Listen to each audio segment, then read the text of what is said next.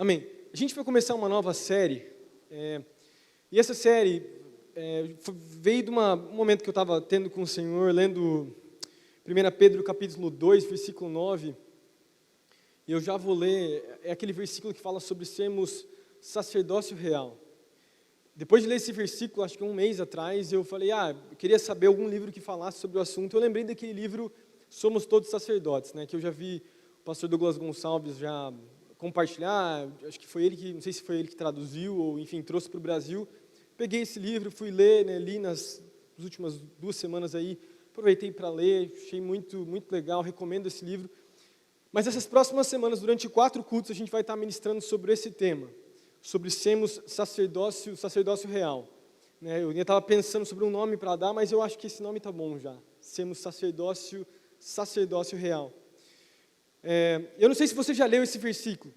O versículo fala assim, 1 Pedro capítulo 2, vai ser a base de todas essas palavras.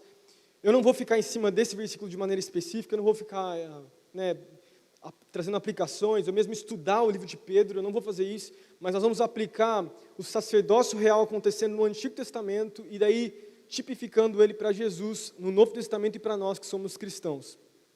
Então fala assim, 1 Pedro capítulo 2, versículo 9, fala assim, vocês, porém, são geração eleita, sacerdócio real, nação santa, povo exclusivo de Deus, para anunciar as grandezas daquele que os chamou das trevas para a sua maravilhosa luz. Amém. Deixa eu fazer uma oração antes da gente começar.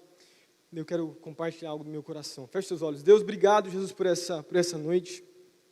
Obrigado, Pai, porque existe algo que o Senhor quer falar com cada um de nós hoje aqui. Existe algo que o Senhor já ministrou no meu coração, existem princípios que o Senhor já falou comigo, existe verdade na Tua palavra, Pai. Nós queremos ser ministrados por Ti. Vem sobre as nossas vidas, fala conosco.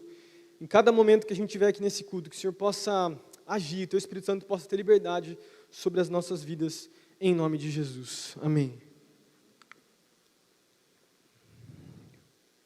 Amém.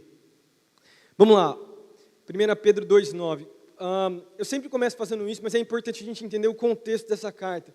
A carta de 1 Pedro é uma carta que é endereçada a diversas igrejas, não foi de maneira específica a uma igreja. É lógico que ela transitou em algumas igrejas, mas Pedro, quando escreveu essa carta, foi um pouco antes dele morrer, um pouco antes dele ser martirizado, ele escreveu num contexto de uma igreja até sendo perseguida. Você sabe que os cristãos do primeiro século, quando a igreja começou, eles foram perseguidos tanto por judeus, que começa ali no Sinédrio, com a perseguição no comecinho da igreja, onde Estevão vai ser morto, onde o próprio apóstolo Tiago, que era ali o líder da igreja, também foi morto. Mas depois, a perseguição ela passa a não vir mais pelos judeus, mas também pelos romanos. Acontece uma perseguição tão forte, porque os romanos começam a perseguir os judeus, e os cristãos eram vistos como uma seita dos judeus.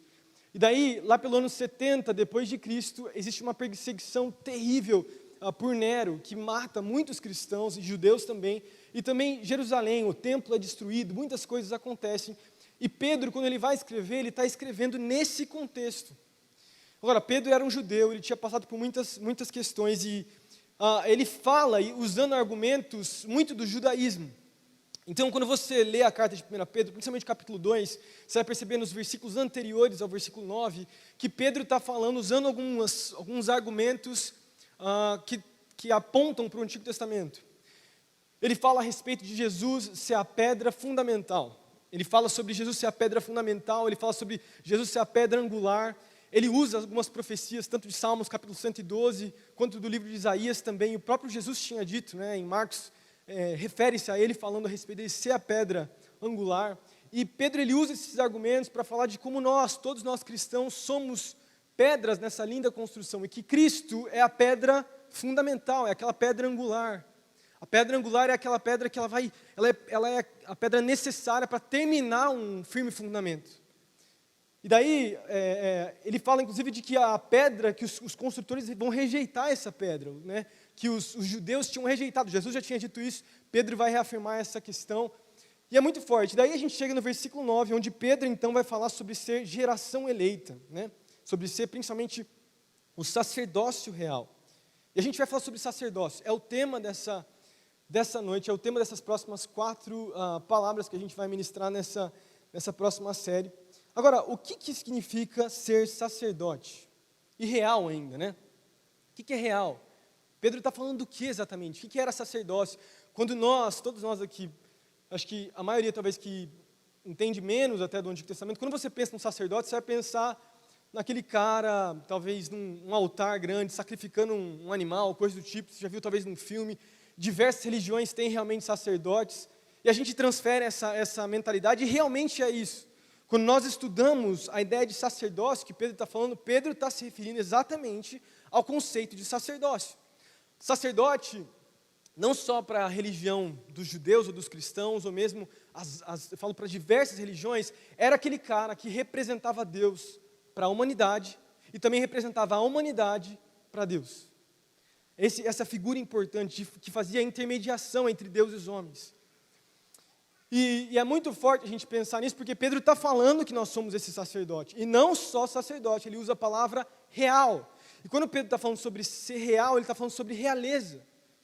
E é muito forte porque realmente nós, como cristãos, nós somos sacerdotes. Nós não precisamos mais de alguém intermediando o nosso acesso ao Senhor, mas nós temos livre acesso ao Pai, e não só isso, nós fomos colocados, nós nos tornamos príncipes. Assim como Jesus é o Rei dos Reis, o Senhor dos Senhores, Ele tem um senhorio, Ele estabelece, por causa da nossa filiação ao Senhor, para sermos também realeza. Somos realeza. Temos essa capacidade, por sermos agora filhos de Deus, nós fomos chamados para isso, para essa ideia de sacerdócio.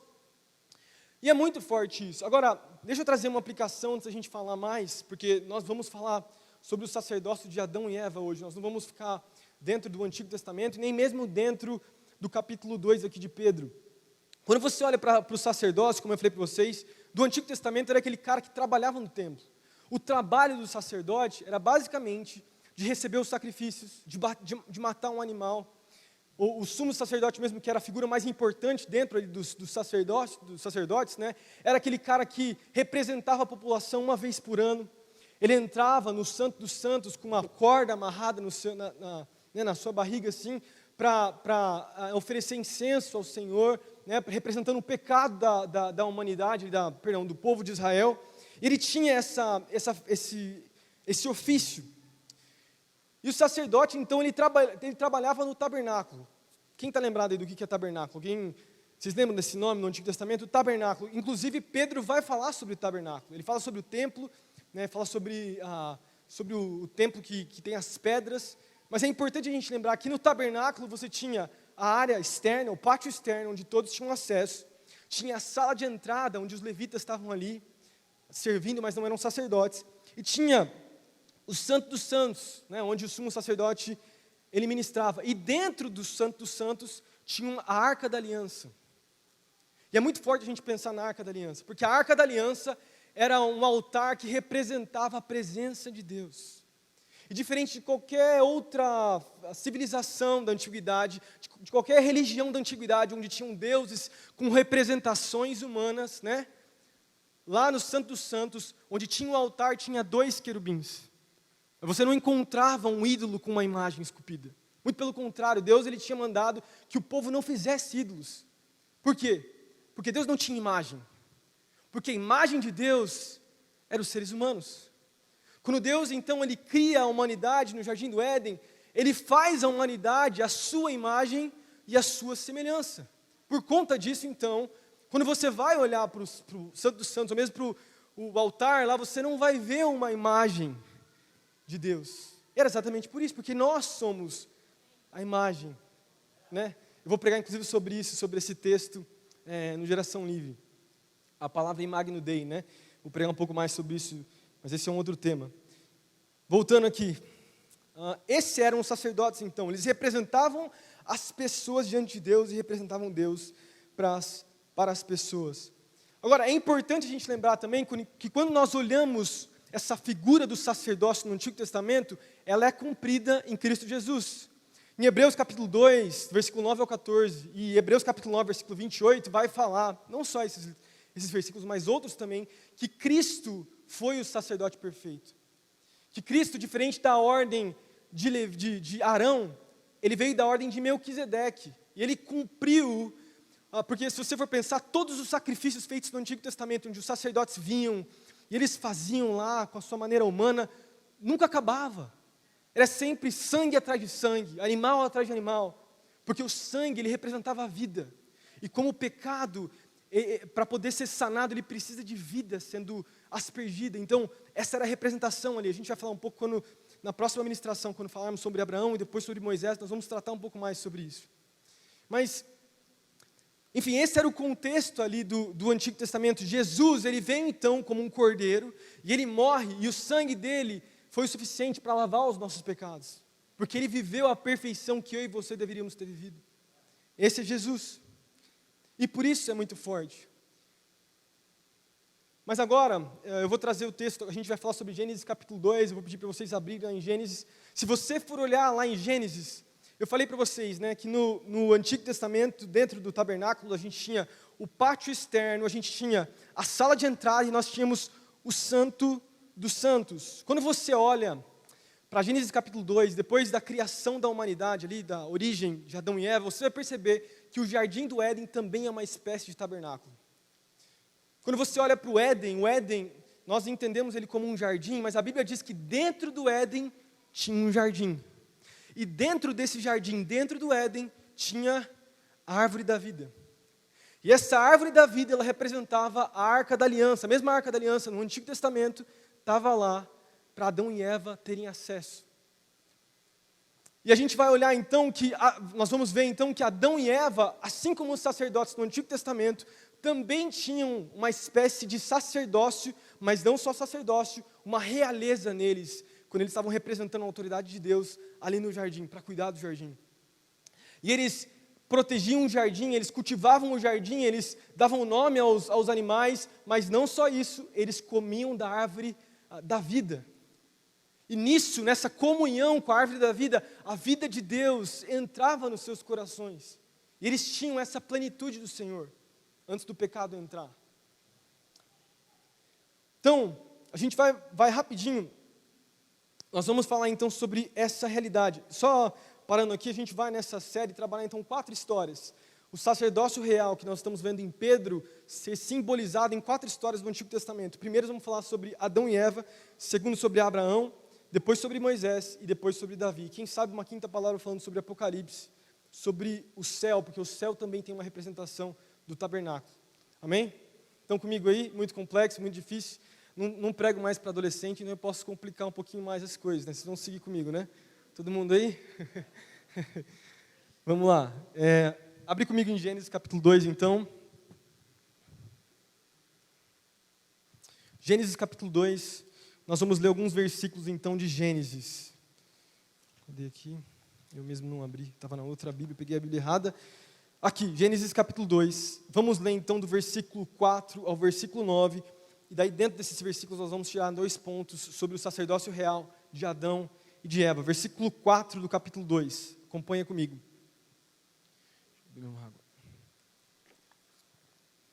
Esta é a história das origens dos céus e da terra, no tempo em que foram criados. Quando o Senhor Deus fez a terra e os céus, ainda não tinha brotado nenhum arbusto do campo e nenhuma planta havia germinado, porque o Senhor Deus ainda não tinha feito chover sobre a terra, e também não havia homem para cultivar o solo. Todavia brotava água da terra e irrigava toda a superfície do solo. Versículo 7. Então o Senhor Deus formou o homem do pó da terra e soprou neles, nas suas narinas, o fôlego da vida. E o homem se tornou um ser vivente. Versículo 8. Ora, o Senhor Deus tinha plantado um jardim no Éden. Olha que interessante, vamos parar aí. Tem um jardim inteiro, mas dentro do Éden tinha um jardim. Vamos lá. Então, ora, o Senhor Deus tinha plantado um jardim no Éden, para os lados do leste, e ali colocou o homem que o formara. Então o Senhor Deus fez nascer do solo todo tipo de árvores, agradáveis aos olhos e boas para o alimento. Vamos pular para o versículo 15 agora. O Senhor Deus colocou o homem no jardim do Éden para cuidar dele e cultivá-lo. E o Senhor Deus ordenou ao homem: coma livremente de qualquer árvore do jardim, mas não coma da árvore do conhecimento do bem e do mal, porque no dia que dela comer, certamente você morrerá. Então o Senhor Deus declarou: não é bom que o homem esteja só, farei para ele alguém que o auxilie e lhe corresponda. Depois formou da terra todos os animais do campo e todas as aves dos céus. O Senhor Deus os trouxe ao homem para ver como este lhe chamaria. E o nome que o homem desse a cada ser vivo, esse seria o seu nome. Assim, o homem deu nomes a todos os rebanhos domésticos, às aves do céu e a todos os animais selvagens. Todavia, não se encontrou para o homem alguém que o auxiliasse e lhes correspondesse. Vamos parar aí. A partir do final aí do versículo, a partir desse versículo, no final aí do capítulo 2, nós temos então a história da mulher sendo gerada, da costela de Adão. Tem todo o contexto ali que Deus ele faz, ele coloca o homem para dormir, daí ele tira a costela, cria Eva. E nós temos esse contexto, mas vamos prestar atenção. O sacerdote, como eu falei para vocês, é aquele que representa Deus. E é aquele que representa a criação, a humanidade para o próprio Deus. O sacerdócio, a gente vai ver mais isso quando a gente for estudar em Moisés, ele tinha autoridade diante do povo. Ele falava com autoridade, ele era zeloso, ele deveria pelo menos ser zeloso em cuidar das leis de Deus para o próprio povo. E não só isso, fazer com que essas leis realmente acontecessem. Quando a gente olha no Antigo Testamento, quando Arão peca, Moisés ele sobe junto com Josué lá para pegar as tábuas da aliança. Quando ele retorna, o povo tinha criado uma imagem, muita coisa acontece, a gente vai falar sobre essa história também. Nós percebemos então o próprio Arão, que era para ser o sacerdote, que levaria o zelo do Senhor para o povo, não fazendo isso. E daí Deus ele vem com um julgamento para o povo, muita coisa acontece, mas Deus ele tinha um sacerdócio ali para Adão e Eva. Era para eles cuidarem, era para eles viverem como sacerdotes.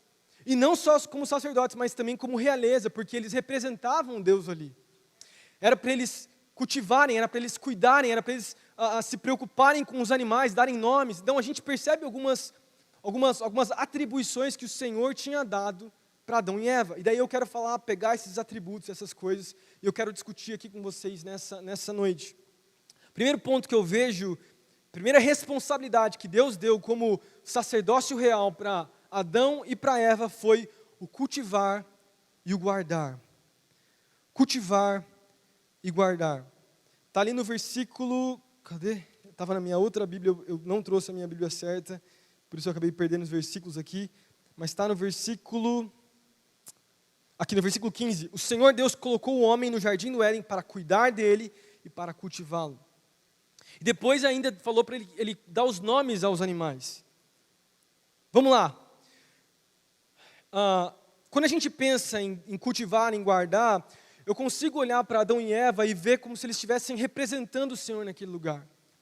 Eles representavam a autoridade de Deus lá naquele lugar. Se Deus estava mandando que eles cultivassem, que eles guardassem, significa que teria um inimigo naquele lugar, que de alguma maneira tentaria atacar tanto Adão e Eva, quanto também os animais. Então quando Deus ele dá essa ordenança para Adão, ele dá já pensando, olha só Adão, você tem autoridade para cultivar e para guardar. Você representa o meu nome, a minha pessoa nessa criação. Você é a pessoa mais importante desse lugar. Cuide, seja responsável por aqui. Represente a minha autoridade. E não só isso, também, assim como os sacerdotes, sirva a criação. Dê nome à criação. Guarde. Aí você fica pensando, porque nesse momento em Gênesis ainda não tinha pecado. E porque não tinha pecado ainda não tinha morte. Não tinha sofrimento, não tinha dor, não tinha nada. Isso significa que o leão e o cordeiro, eles habitavam juntos. A Bíblia não vai dizer que eles comiam uns aos outros. Os mandamentos a respeito, inclusive, de comer carne, essas coisas vão vir só depois. Ali, naquele momento, era um momento de paz e segurança, onde o pecado ainda não estava sobre aquele lugar. Mas Deus, se Ele dá essas ordenanças, significa que algo iria acontecer. E Adão e Eva tinham, então, a responsabilidade de cuidar daquele lugar. E daí eu faço uma aplicação para nós hoje aqui. Você sabe que como sacerdotes e como realeza do Senhor, nós somos chamados a fazer isso também? Você sabe que cada um de nós, hoje aqui, depois que você aceitou o Senhor como Jesus e Salvador, você faz parte você tem uma nova natureza, você tem uma realeza dentro de si, mas não só isso, você foi chamado para estabelecer o reino de Deus aonde você estiver. E como parte da sua realeza e parte de uma autoridade que o Senhor te entrega, Ele te chamou para ser um representante do Senhor, para fazer algo, para cuidar, para trabalhar a favor, não de maneira passiva, só olhando aquilo que está acontecendo, mas de maneira ativa dentro do reino. E eu falo de todas as formas. Tem muito cristão que é muito passivo com relação a muita coisa. Tem muito cristão que só olha algumas coisas que estão acontecendo no mundo e não faz nada. Deus nos chamou para sermos ativos. Deus nos chamou para sermos aqueles que participam, que mudam as coisas. E quando eu falo isso, estou falando de conversar com as pessoas, dialogar, estou falando de evangelizar, estou falando de amar as pessoas, estou falando de cuidar de pessoas dentro da nossa célula. Estou falando para a gente fazer alguma coisa, não só ficar de espectador dentro de algo que o Senhor quer que a gente faça. Participar da obra que o Senhor tem para nós. Participar daquilo que Deus nos chamou a fazer. Se não estamos fazendo isso, isso significa que nós estamos sendo passivos. Isso significa que de alguma forma nós estamos ouvindo, dando ouvido àquilo que o diabo, muitas vezes usando argumentos até de passividade, tem tido de alguma forma algum controle nos nossos corações. Não me leva a mal, não estou aqui para julgar e condenar ninguém, mas se esse é você, Deus está te chamando para você ser aquecido talvez novamente. Eu sei que a gente está passando por um momento de pandemia, não tem muitas coisas acontecendo, a nossa conferência passou para frente, enfim. Mas, cara, Deus te chamou para ser mais daquilo que você talvez está fazendo hoje. Deus nos chamou para sermos sacerdócio real, sermos ativos no ministério, ativos dentro do seu reino. E sabe que não é só serviço dentro da igreja, estou falando em todos os aspectos, de todas as formas, de todas as maneiras. Todos aqui, acho que a maioria sabe que eu gosto muito, até de questões até de apologética, estudar um pouco.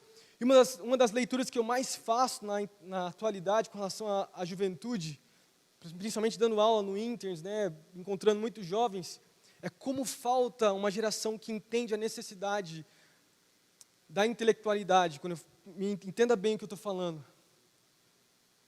Sabe que a academia, quando eu falo academia, estou falando da universidade, e eu não estou falando de ideologias e nem nada de política aqui, está invadida por ideologias ateias, se é que eu posso dizer assim, que não concordam com o que a gente concorda, que têm ensinado coisas que são, mais uma vez, não tem nada a ver com direita ou esquerda, tem a ver com algo contrário ao reino de Deus, tá? E falta, muitas vezes, dentro da igreja, jovens que são intelectuais, que estão dispostos a ler, que conhecem, que estão dispostos a até debater, a conversar de maneira respeitosa. E um dos chamados que eu mais sinto no meu coração, que queima, é falar dessa maneira. Talvez invadir a academia, invadir a universidade, saber dialogar, saber conversar. E existe uma necessidade de sermos ativos dessa maneira. Se algum jovem, talvez que está próximo a você, te perguntar sobre questões reais, complexas a respeito do seu Deus, como você vai conseguir responder? Como que você vai conseguir dialogar ou conversar algumas questões que são tão importantes? Não me leve a mal, eu também creio num Deus que cura, onde depois de um diálogo desse, a gente é movido a orar por uma perna, por uma doença, algo acontecendo. Eu não acho que a intelectualidade ela é suficiente para, enfim, trazer salvação. Longe disso, é a fé.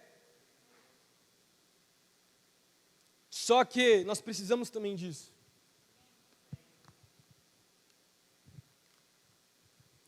Nós precisamos entender a importância disso. É um chamado, representar a autoridade de Deus, representar Deus na criação. É um modelo de serviço, de guardar os valores do reino. Valores que muitas vezes estão sendo diminuídos lá fora. Deus tem nos chamado para essa realidade. Deus tem chamado jovens a se levantarem como uma voz profética no seu ambiente de trabalho, para os seus amigos. Amém? Segundo ponto que eu vejo, que Deus ele fala ali para Adão e Eva, dentro do seu sacerdócio e da sua realeza, é se alimentarem de todas as frutas do jardim, mas também, principalmente, da árvore da vida. Olha só, a Bíblia fala assim, né, depois do versículo 15, sobre cuidar e cultivá-lo, ele fala assim, o Senhor Deus ordenou ao homem, comam livremente de qualquer árvore do jardim, mas não comam da árvore do conhecimento do bem e do mal, porque depois disso, né, certamente morrerão. Mas antes ele tinha falado, eu acabei lendo depois, mas tem uma outra parte aqui que eles falam sobre a árvore da vida, que Deus fala sobre a árvore da vida. Estava marcado na minha outra Bíblia, mas tudo bem. Mas existe uma necessidade de Adão e Eva comerem da árvore da vida. A árvore que estava no centro ali do jardim. Tem até alguns comentaristas que falam que até os animais provavelmente podiam se alimentar desse fruto e tinham acesso a ele. Alguns teólogos falam sobre isso. Essa árvore da vida, ela representava a vida de Deus, o poder criativo de Deus que estava à disposição de todos. Além disso, essa ordenança era que os seres humanos, Adão e Eva, comessem dessa fruta.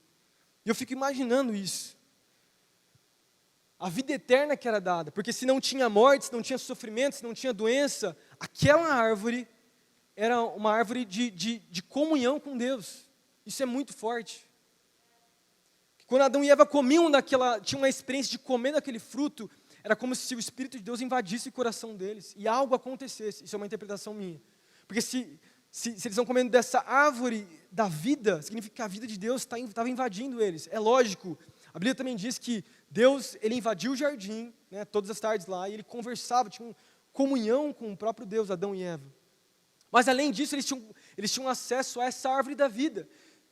Isso também é um paralelo para nós, de que nós temos acesso à árvore da vida, que é Jesus. Isso é muito forte. Eu queria chamar já os músicos para subirem aqui, eu já vou finalizar, não vou demorar muito. Mas a Bíblia então vai dizer, igual eu falei no versículo 16, que no caminho para chegar então na árvore da vida que ficava no centro ali do jardim, também tinha essa árvore, também chamada de árvore do conhecimento do bem e do mal.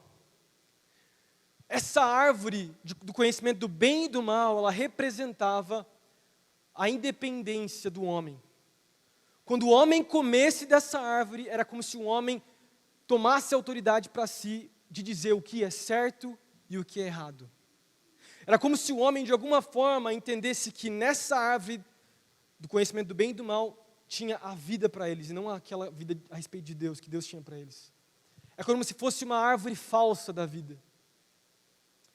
E a Bíblia diz então, a gente vai ver no capítulo 3, eu não vou entrar no relato da queda, mas que primeiro Eva é encontrada pelo diabo, né, por Satanás, ali pela serpente. A serpente tenta Eva, manipula o coração ali de Eva, manipula aquilo que Deus ele tinha mandado para Eva, e ela come esse fruto, né, do bem e do mal, e depois ela traz para o seu esposo, e o seu esposo, né, Adão, come também. E logo depois que eles comem, a Bíblia diz que eles se deram, né, eles perceberam que estavam nus. E daí quando Deus foi no jardim, caminhar sobre o jardim como ele sempre fazia, o que Adão e Eva fazem? Eles vão e se escondem então de Deus. E daí Deus, a Bíblia diz que Deus procurou, né, Adão e Eva, procurando como sempre ele fazia. É lógico que na sua soberania ele já sabia que Adão e Eva tinham caído. E ele encontra Adão e Eva. E quando ele encontra Adão e Eva, ele pergunta, por que vocês fizeram isso? O que aconteceu? E a Bíblia diz então,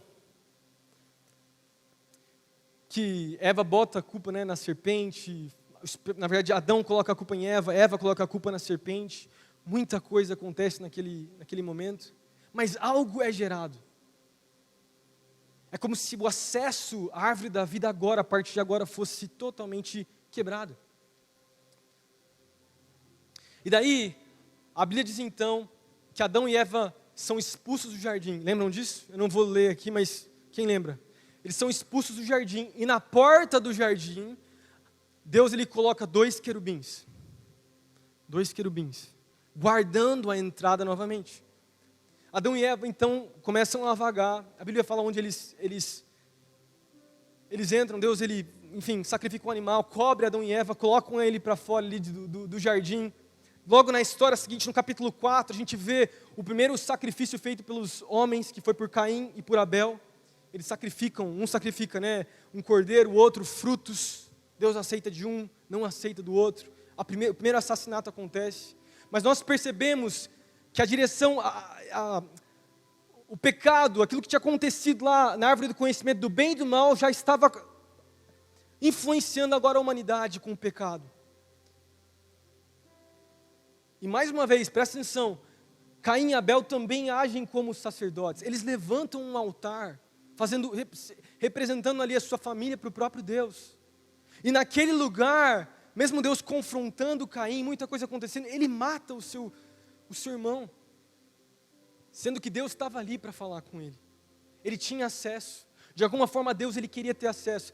E o ponto aqui da história é que depois do Éden, a gente percebe ao longo do Antigo Testamento diversas maneiras, Deus ele querendo se encontrar com a humanidade. Deus ele de alguma maneira ele escolhe uma família, né? A gente vê Caim se desviando. Os filhos de Sete, que foi o terceiro filho de Adão e Eva, seguindo ao Senhor, daí dentro da linhagem de Sete, chega Noé. Na época de Noé vem uma destruição total. Deus fala, não, eu vou ter uma aliança com uma família. Daí ele mata todas as pessoas, acontece lá a arca de Noé, toda a inundação, daí passa Noé, mais uma vez a humanidade se perde, Deus fala o quê? Não, eu vou ter um povo para mim. E ele escolhe então Abraão. A gente vai falar sobre Abraão na outra semana. E dentro da família de Abraão, a gente percebe a família também se corrompendo. Mais uma vez, a escolha por uma árvore que não era a árvore do Senhor, mais uma vez acontecendo dentro da família que Deus tinha escolhido. Porque os seres humanos sempre fazem isso. Mesmo com o sacerdócio que Deus estabelece, muitas vezes nós escolhemos uma falsa árvore da vida. Entenda novamente, essa árvore do conhecimento do bem e do mal que eu estou falando, era uma árvore que representava a independência de Deus. Representava não só o conhecimento, porque quando nós pensamos em conhecimento, nós estamos pensando em informação, nós estamos pensando em, inteligência, mas é muito mais do que isso. A árvore do conhecimento do bem e do mal, ela representava a bondade e a maldade. É como se a moralidade do homem agora fosse totalmente manipulada. E a partir daquele momento, o homem diria por si só o que é bom para ele e o que é ruim para ele. E até hoje a humanidade faz isso. Tenta dizer o que é certo e o que é errado. Relativizar o que é correto e trazer subjetividade para aquilo que é objetivo. Para aquilo que é correto. Até hoje. E chega um momento então onde Deus ele constitui uma nação. E dessa nação ele escolhe, ele queria que a nação fosse uma nação de sacerdotes. Lembram disso? Ele queria isso. Mas eles não escolheram o Senhor. E daí Deus tem que selecionar uma tribo das 12 tribos para ser uma tribo escolhida. E dessa tribo então surge a Arca da Aliança. E dessa Arca da Aliança, em cima da Arca da Aliança, 2 querubins. Os mesmos querubins que estavam lá no começo em Gênesis. Na Arca da Aliança, representando a entrada, o acesso ao Senhor. Árvore da vida, árvore do conhecimento do bem e do mal. A Bíblia vai dizer que Jesus, Ele é a árvore da vida. Ele é a videira verdadeira. Ele é o pão da vida, Ele é a água da vida, mas Ele é também, João capítulo 15, a partir do versículo 1 ao versículo 5, Jesus se descreve como a árvore verdadeira. E não só isso, Ele vai dizer que nós, quando conhecemos a Ele, quando temos acesso a Ele, nós nos tornamos como ramos dele mesmo. Quem então tivesse comunhão a essa vida eterna, Jesus então faria dele também um fruto eterno do seu coração. Isso é muito forte. Está em João capítulo 15, a partir do versículo 1. Então Jesus no capítulo 15 de João, ele vai falar que ele é a árvore da vida, mas não só isso, ele não fala só que ele é a árvore da vida, ele vai dizer também, a partir do capítulo inteiro, e em todo o seu ministério, que não só você precisa de um acesso à árvore da vida, mas que existe um problema no coração humano. E ele vai dizer então que esse problema é aquela velha escolha pelaquela árvore, aquela falsa árvore da vida. Ele expõe então o coração corrompido dos homens. E daí, os sacerdotes, que eram para ser os representantes de Deus e dos homens para Deus, prendem o próprio Cristo. E aqueles que eram para reconhecer o próprio Jesus, o matam. E então, ele é levantado também numa árvore, se você for pensar, né? Ele é levantado numa cruz feita de madeira. E naquele lugar, representando toda a maldade da humanidade, todo o pecado da humanidade, essa árvore do conhecimento do bem e do mal, quando Jesus ele morre para que eu e você entendêssemos esse poder maligno que existe em escolher um conhecimento fora daquilo que Deus tem para nós. Para que todos nós pudéssemos agora não ser mais influenciados por essa falsa árvore, mas temos acesso à árvore da vida. Presta atenção, por toda a antiguidade, antes de Jesus, os homens eles precisavam ter acesso ao Senhor e não conseguiam ter. Só alguns sacerdotes, alguns profetas conseguiam, mas quando Cristo veio e morreu pela humanidade, Ele deu livre acesso àquela mesma árvore da vida, que estava lá no Gênesis, hoje está aqui disponível para mim e para você. E Ele fala assim para todos nós: você como sacerdócio real, não escolha a falsa árvore da vida, uma vida que eu não tenho para você, uma vida de mentira, uma vida de relativismo, uma vida onde você encontra a sua própria verdade, mas Deus tem uma vida para você.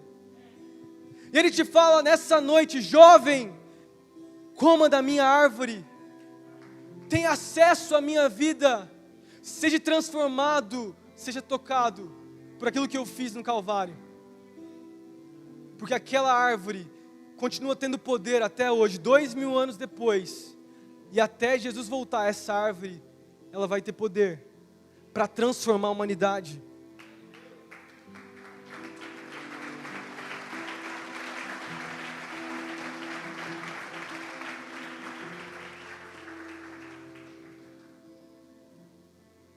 Eu sei que é complexo falar isso, mas quando eu penso em toda essa tipologia que eu falei agora, sabe que a cruz é um resultado direto da escolha da humanidade.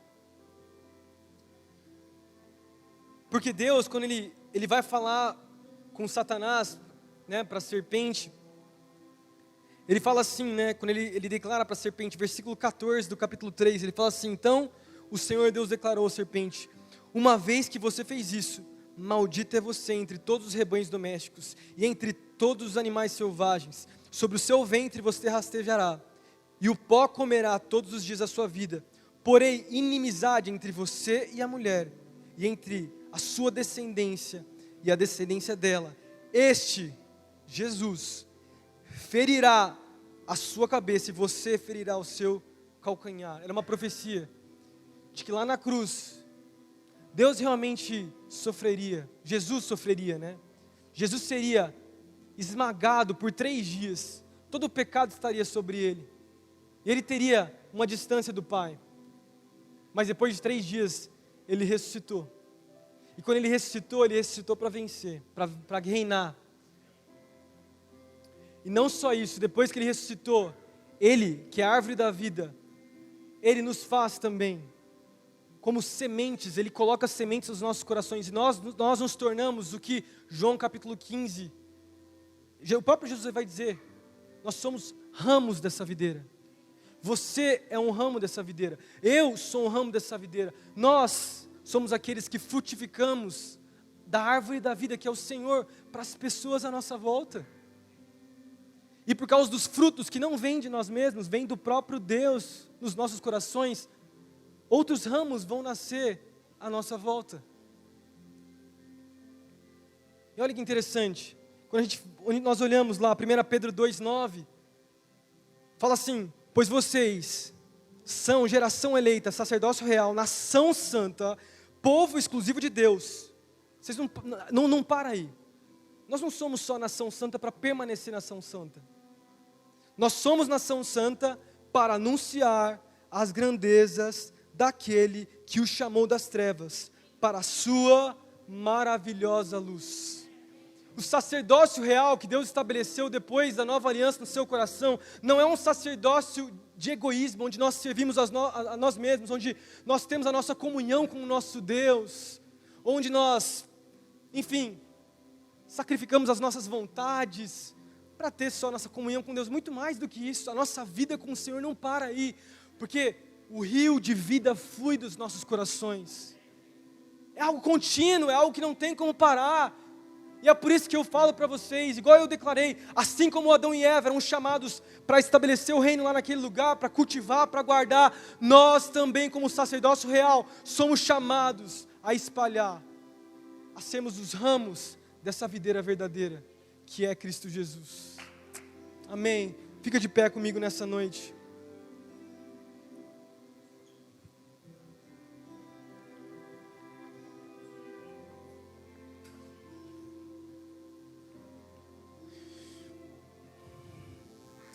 Feche seus olhos.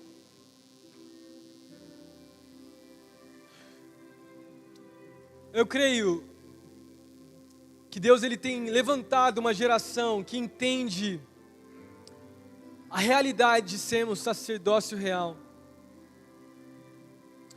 Esse versículo eu lembro de ler ele na minha adolescência, e ler várias vezes. Esse é um versículo que ficou impregnado na minha mente assim.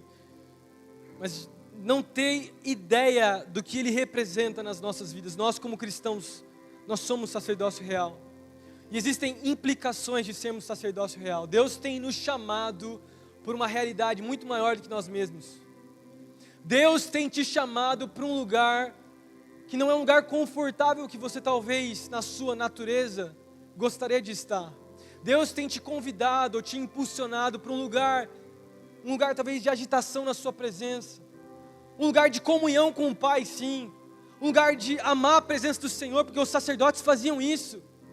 Pensa em Adão e Eva, tendo acesso ao Senhor todos os dias, de comendo daquela árvore da vida. Nós temos isso é lindo. Nós precisamos cultivar isso, mas mais, estender. Existe uma realidade que o Senhor tem nos levado. Existe algo que o Senhor tem feito, talvez nos nossos corações, nos esticado, trabalhado nas nossas vidas. Quero te dizer nessa noite, não é tempo da gente ficar frio, não é tempo da gente entrar num comodismo, não é tempo da gente se segurar ou se manter no mesmo lugar. É tempo de olharmos para trás, lembrarmos de onde o Senhor nos tirou, do império das trevas, do pecado, de toda a sujeira da vida que nós tínhamos, e nos lembrar daquilo que o Senhor fez por nós. É muito lindo pensar isso, é muito lindo olhar para a minha vida e falar, onde eu estaria se não fosse o amor de Cristo? Aonde eu estaria, como um Deus, como o nosso Deus poderia me aceitar e me fazer um sacerdote real, realeza? Quem sou eu no meio dos meus pecados? Assim como Paulo fala em Coríntios, né? Muito poucos de nós eram inteligentes ou tinham uma certa sabedoria. Aonde você estaria se não fosse Jesus? Aonde estaria a sua família se não fosse Cristo? Quem seria você se não fosse o Senhor? Nesse momento, como um sacrifício de louvor, que nós vamos ministrar também nas próximas semanas, levanta as suas mãos. Deus, nós estamos aqui, Pai, e nós temos esse entendimento nessa noite, Pai. Não temos nada que agrada a Tua presença, naturalmente falando.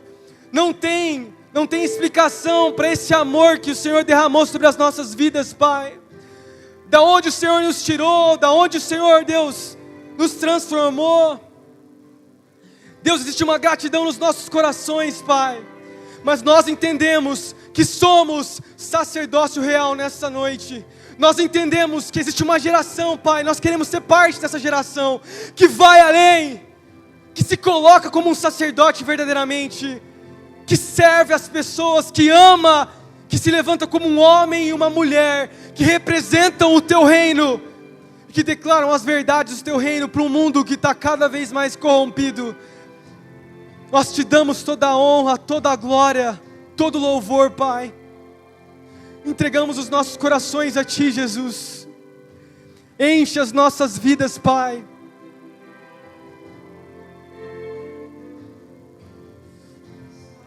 Levanta as suas mãos, declara.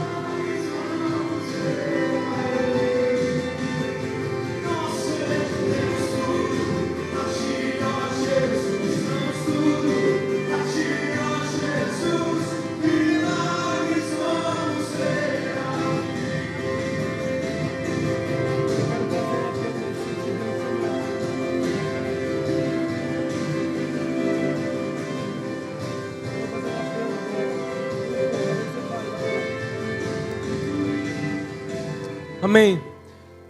Eu queria compartilhar algo antes da gente finalizar aqui rapidinho. Eu sinto que tem muitos aqui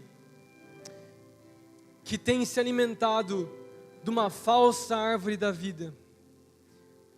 Presta atenção. Para Eva ir e passar perto dessa árvore e comer dessa árvore, significa que ela tinha boa aparência também. Talvez uma aparência de vida. Não era talvez uma árvore, uma aparência de morta, talvez, ou seca, não sei. Mas que espiritualmente era seca.